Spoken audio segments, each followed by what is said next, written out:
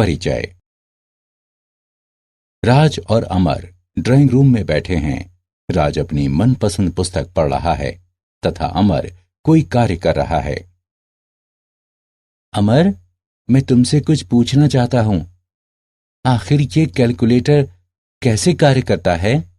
ये सभी उत्तर सही सही कैसे दे देता है? हाँ राज, मैं तुम्हें बताता हूं। कैलकुलेटर डायोडों के जुड़ने पर कार्य करता है। डायोड एक अर्धचालकीय प्रक्रम है तथा इसे ऑन ऑफ करने के लिए प्रयोग किया जा सकता है। जब किसी डायोड को किसी विशेष प्रकार से व्यवस्थित किया जाता है तो वह विशिष्ट परिणाम देता है। धन्यवाद अमर, मुझे कैलकुलेटर की आधारभूत संकल्पना समझ में आ गई है। छात्रों, आज हम अर्धचालक इलेक्ट्रॉनिक के बारे में विस्तार से अध्ययन करेंगे। उद्देश्य: इस पाठ के अंत में आप निम्न करने में सक्षम हो जाएंगे।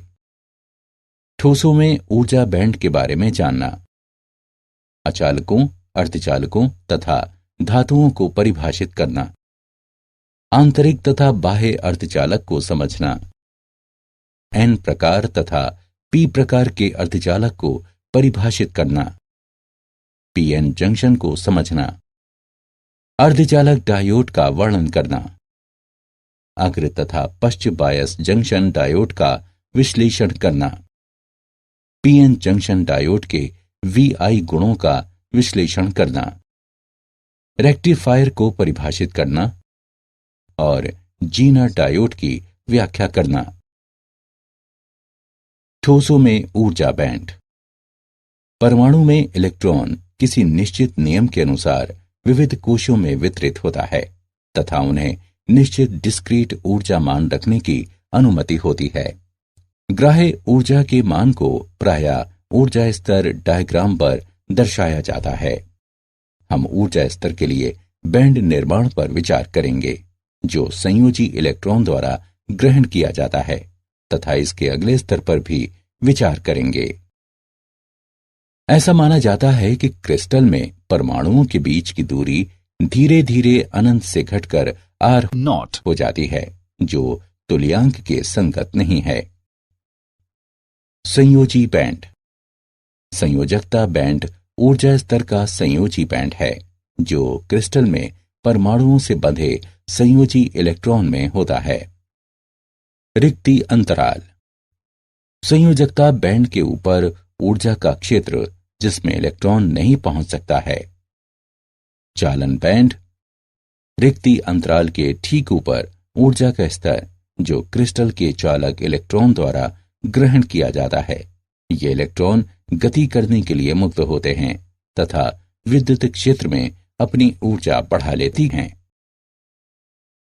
अचालक, अर्धचालक तथा धातुएं। ठोसों के बैंड सिद्धांत के आधार पर ठोसों को अचालक, अर्धचालक तथा धातुओं के रूप में वर्गीकृत किया जाता है। अचालक।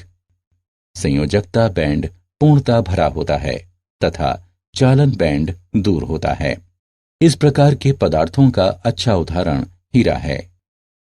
इसके 6 इलेक्ट्रॉन वोल्ट की रिक्ति अंतराल होते हैं। सभी संयोजकता इलेक्ट्रॉन सहसंयोजक आबंध के निर्माण में भाग लेते हैं तथा विद्युत के चालन के लिए कोई उपलब्ध नहीं होते हैं। अर्धचालक। संयोजकता बैंड पूर्णतः भरे होते हैं तथा चालन बैंड इसके निकट होते हैं। इस प्रकार के पदार्थ का उदाहरण है सिलिकॉन। इसके 1.1 इलेक्ट्रॉन वोल्ट के रिक्ति अंतराल होते हैं। परम ताप पर यह अचालक की तरह कार्य करता है, किंतु कमरे के ताप पर इलेक्ट्रॉन का एक छोटा भाग परमाणु के तापीय परिवर्तन से काफी ऊर्जा प्राप्त करता है ताकि वो चालन बैंड में गति कर सके। ताप के बढ़ने के साथ अर्धचालकों की चालकता बढ़ती है। धातुएं। संयोजकता बैंड अंशतः भरे होते हैं।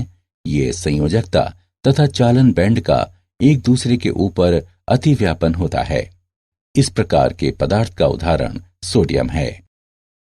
जब सोडियम क्रिस्टल से होकर विद्युत क्षेत्र पर आरोपित किया जाता है तो संयोजकता बैंड में स्थित इलेक्ट्रॉन उच्चतर ऊर्जा स्तर में उपस्थित इलेक्ट्रॉन की तरह ऊर्जा की छोटी मात्रा ग्रहण करते हैं। इस प्रकार के पदार्थ विद्युत के सुचालक होते हैं। सुचालक में अंशतः भरे हुए संयोजकता बैंड भी चालन बैंड होते हैं।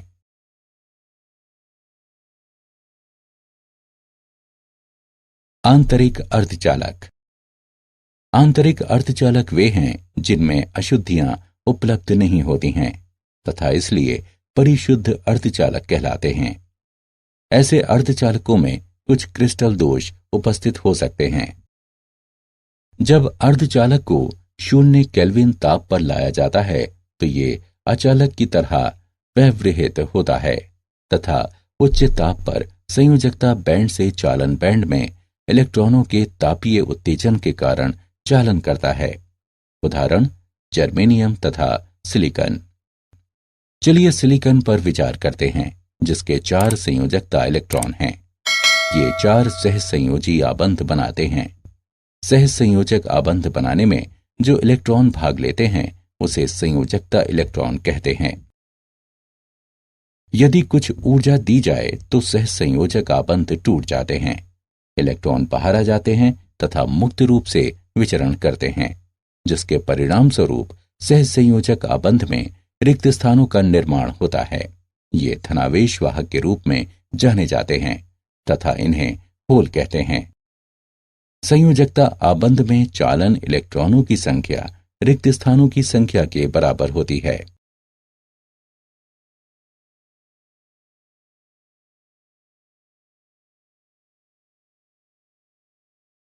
बाह्य अर्धचालक। बाह्य अर्धचालक वो होते हैं जिनमें अशुद्धियां बड़ी मात्रा में उपलब्ध होती हैं। अशुद्धियां तृतीय ग्रुप या 5वें ग्रुप के तत्व हो सकती हैं।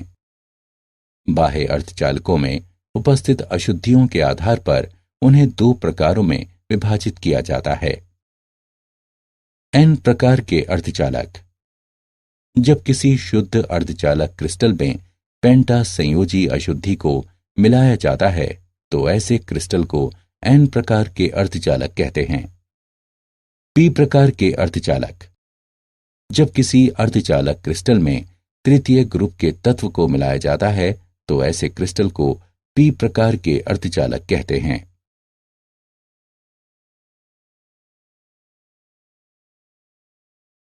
N प्रकार के अर्धचालक।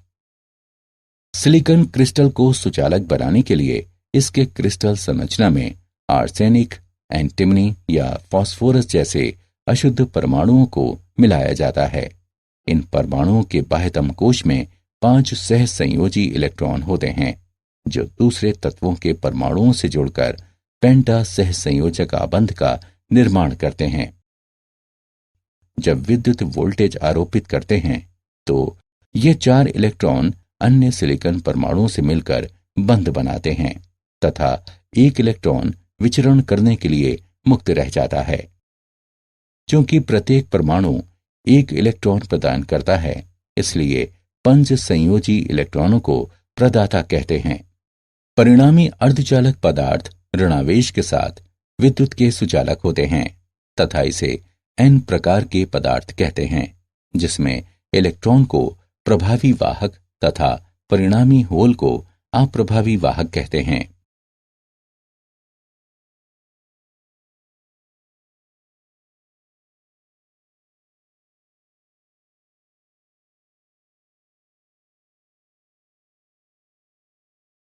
P प्रकार के अर्धचालक। P प्रकार के अर्धचालक में हम त्रिसंयोजी अशुद्धि को डालते हैं जैसे कि एल्यूमिनियम, बोरॉन अथवा इंडियम।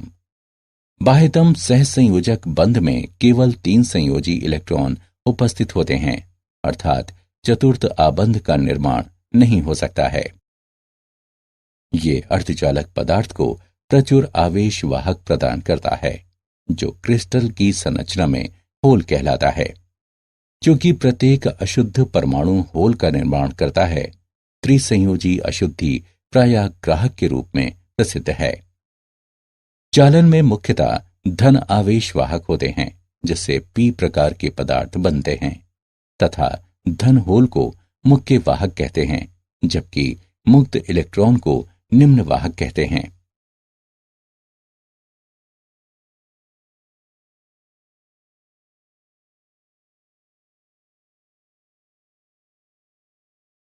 अर्धचालकों के उदाहरण। चलिए अर्धचालकों का एक उदाहरण लेते हैं। अर्धचालक के इलेक्ट्रॉन होल सांद्रण 6 गुणा 10 की घात 8 प्रति घन मीटर होती है। इसमें निश्चित अशुद्धि मिलाने पर इलेक्ट्रॉन सांद्रण 8 गुणा 10 की घात 12 प्रति घन मीटर हो जाती है। चलिए विलयन को देखते हैं। जब इलेक्ट्रॉन सांद्रण बढ़ता है तो ये n प्रकार के अर्धचालक होते हैं। हम जानते हैं कि Ni की घात 2 बराबर Ne तथा NH का गुणनफल, जहां Ni आंतरिक वाहकों का सांद्रण है, NH होल का सांद्रण है तथा Ne इलेक्ट्रॉन का सांद्रण है।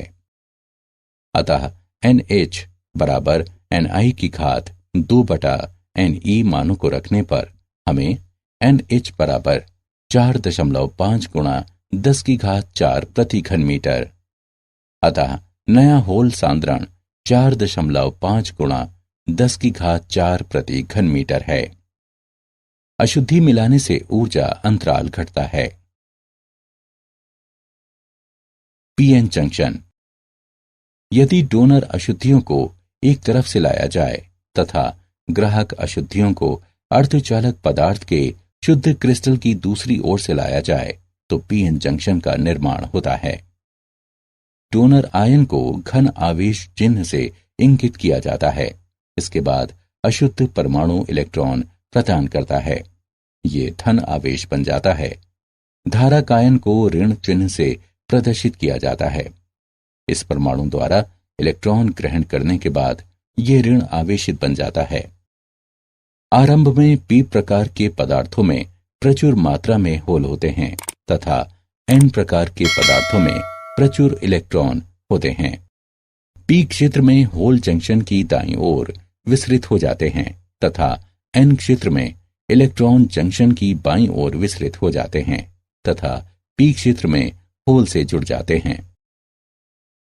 प्रत्येक ऐसे विसरण संयुग्मन घटना के लिए जंक्शन की बाईं ओर ऋण आवेश को प्राप्त करते हैं तथा दाईं ओर धन आवेश प्राप्त करते हैं, जिसके परिणाम स्वरूप जंक्शन के आर पार एक विद्युत क्षेत्र उत्पन्न होता है। क्योंकि जंक्शन के क्षेत्र में चालक आवेश कम होते हैं, इसे रिक्ति क्षेत्र अथवा अंतरिक्ष आवेश क्षेत्र कहते हैं। इलेक्ट्रॉनों को एन क्षेत्र से पी क्षेत्र में विचलित करने के लिए इलेक्ट्रॉन को eV0 ऊर्जा की ऊंचाई को प्राप्त करना आवश्यक है। होल को भी पी क्षेत्र से एन क्षेत्र की ओर विसरित होने के लिए समान ऊंचाई की ऊर्जा प्राप्त करना आवश्यक है। अर्धचालक डायोड। अर्धचालक डायोड किसी बाह्य वोल्टेज के अनुप्रयोग के लिए सिरों पर धातु से संपर्कित पीएन जंक्शन है। ये 2 सिरों वाला प्रक्रम है। सिरे पर तीर का निशान प्रक्रम के पी प्रकार के टर्मिनल के संगत होता है तथा आसान धारा प्रवाह की दिशा को इंगित करता है। यह धारा को एक ही दिशा में प्रवाहित करने के लिए निम्न प्रतिरोध युक्त द्वि टर्मिनल वाला विद्युत यंत्र है तथा दूसरी दिशा में प्रतिरोध उच्च होता है। किसी डायोड का सबसे सामान्य कार्य है कि वो विद्युत धारा को अग्र दिशा में प्रवाहित होने देता है, जबकि पश्चिम दिशा में अवरोध करता है। अग्रदिशिक बायस जंक्शन डायोड। जब किसी डायोड को अग्रदिशिक बायस अवस्था में जोड़ते हैं तो एन प्रकार के पदार्थ में एक ऋण वोल्टेज आरोपित होता है तथा पी प्रकार के पदार्थों में धनात्मक वोल्टेज आरोपित होता है। यदि ये बाह्य वोल्टेज अवरोधक से अधिक होता है तो पश्च अवरोधक पर नियंत्रण हो जाता है तथा धारा प्रवाहित होने लगती है।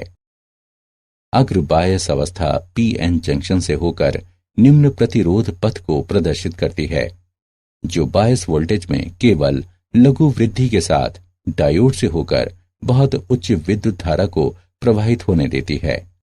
रिक्ति स्तर के कार्य द्वारा जंक्शन अथवा डायोड से होकर वास्तविक अवरोध अंतर को अचर रखा जाता है।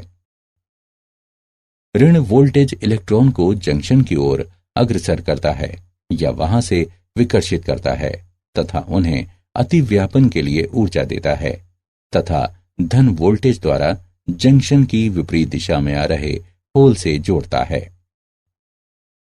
जंक्शन डायोड पर अग्रदिशिक बायस वोल्टेज के अनुप्रयोग से रिक्ति स्तर बहुत पतला तथा संकीर्ण हो जाता है, जो जंक्शन से होकर निम्न अवरोध को प्रदर्शित करता है। इस प्रकार उच्च विद्युत धारा को प्रवाहित होने देता है। वो बिंदु जिस पर धारा में अचानक वृद्धि होती है उसे नी बिंदु के रूप में स्थिर IV विशिष्ट वक्र द्वारा दर्शाते हैं।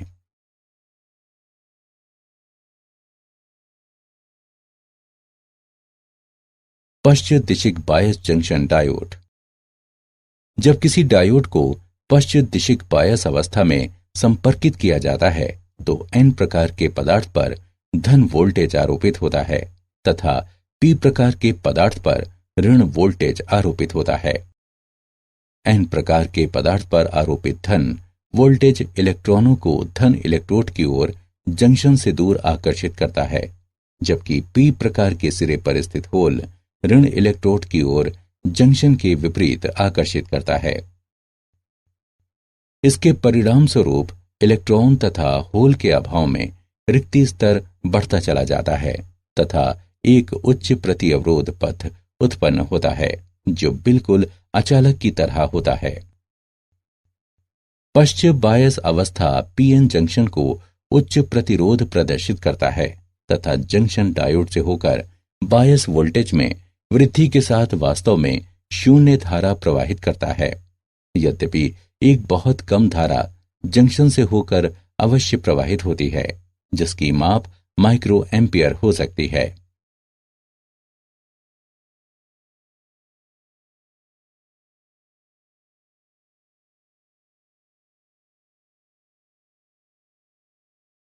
PN जंक्शन डायोड के VI गुण।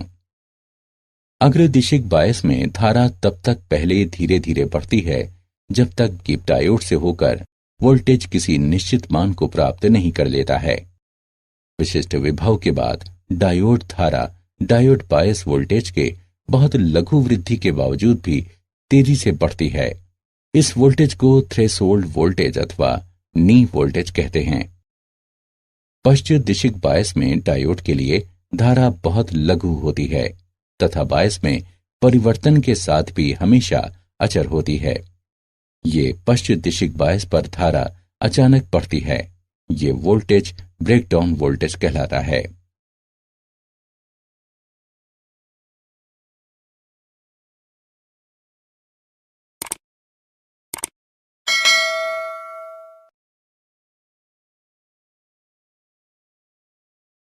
वर्धक।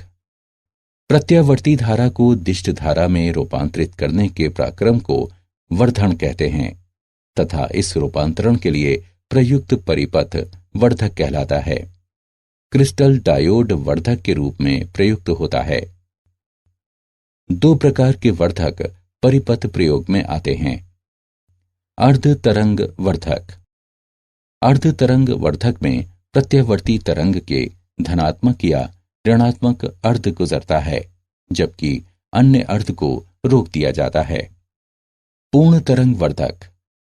पूर्ण तरंग वर्धक संपूर्ण इनपुट तरंगों को इसके आउटपुट पर एक अचर ध्रुवण पर रूपांतरित करता है। अर्ध तरंग वर्धक। प्रत्यावर्ती धारा संकेत जिसका वर्धन होना है उसको स्टेप डाउन ट्रांसफार्मर के प्राथमिक सिरों P1 तथा P2 से संपर्कित किया जाता है।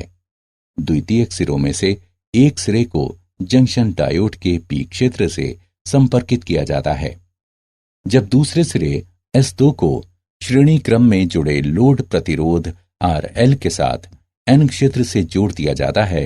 आउटपुट वोल्टेज को लोड प्रतिरोध RL से लिया जाता है। द्वितीयक सिरे S1 तथा S2 से होकर प्रत्यावर्ती इनपुट वोल्टेज प्रत्येक अर्धचक्रण के बाद ध्रुवण को परिवर्तित कर देता है।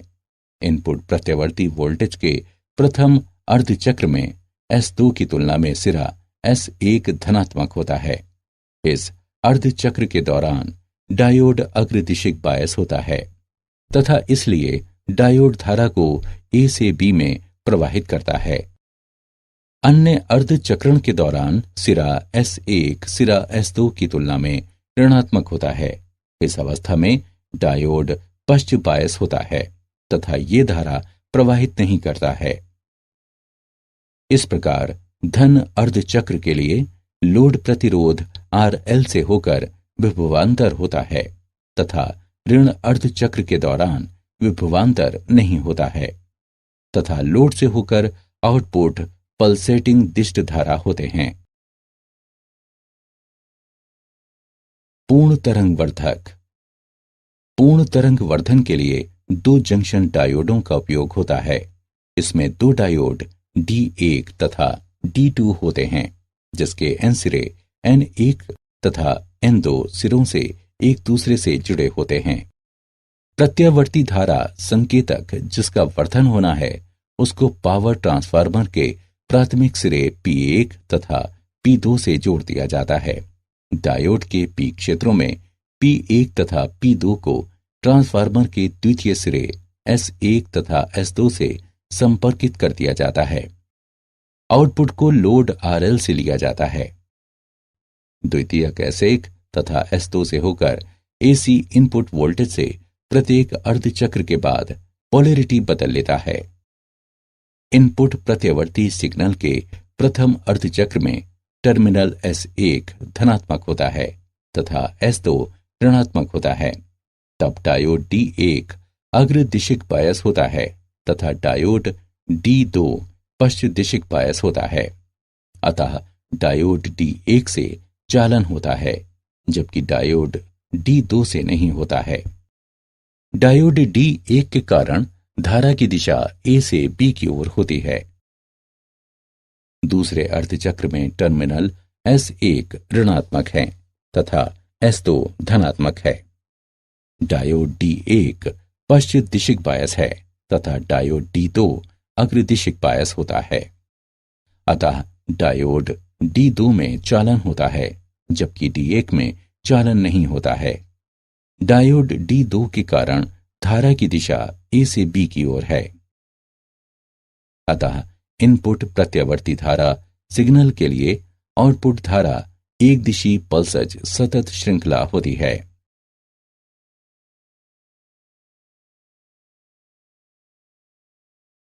Zener diode. जेनर डायोड पश्चदिशिक उचित रूप से मिश्रित क्रिस्टल डायोड है जिसमें ब्रेकडाउन वोल्टेज तेज होता है तथा जो ब्रेकडाउन क्षेत्र कार्यान्वित करता है। जब किसी क्रिस्टल डायोड पर पश्चदिशिक बायस क्रांतिक मान के पार बढ़ जाता है तो ये ब्रेकडाउन वोल्टेज कहलाता है। पश्च धारा एक उच्च मान तक तेजी से बढ़ती है। जेनर वोल्टेज मिश्रण की मात्रा पर निर्भर करता है। कम मिश्रित डायोड में उच्चतर ब्रेकडाउन वोल्टेज होता है। जेनर डायोड के मुख्य गुण हैं। जब इसका अग्र बायस किया जाता है तो इसके गुण सामान्य डायोड की तरह ही होते हैं। जेनर डायोड हमेशा पश्च बायस होता है। जब पश्च बायस होता है तो इसमें से होकर अल्प धारा प्रवाहित होती है।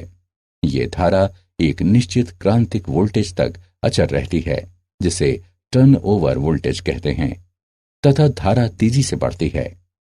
पश्च वोल्टेज जिसके लिए धारा पश्च कोण के रैखिक भाग पर किसी बिंदु के संगत होती है जेनर वोल्टेज कहलाती है।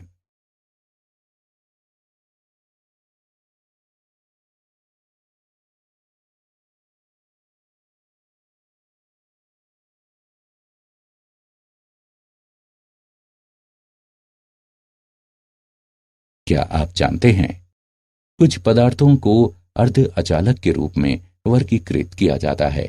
इनकी विद्युत चालकता विद्युत अचालकता के निकट होती है। एक सामान्य अर्ध अचालक का उदाहरण गैलियम आर्सेनाइड है।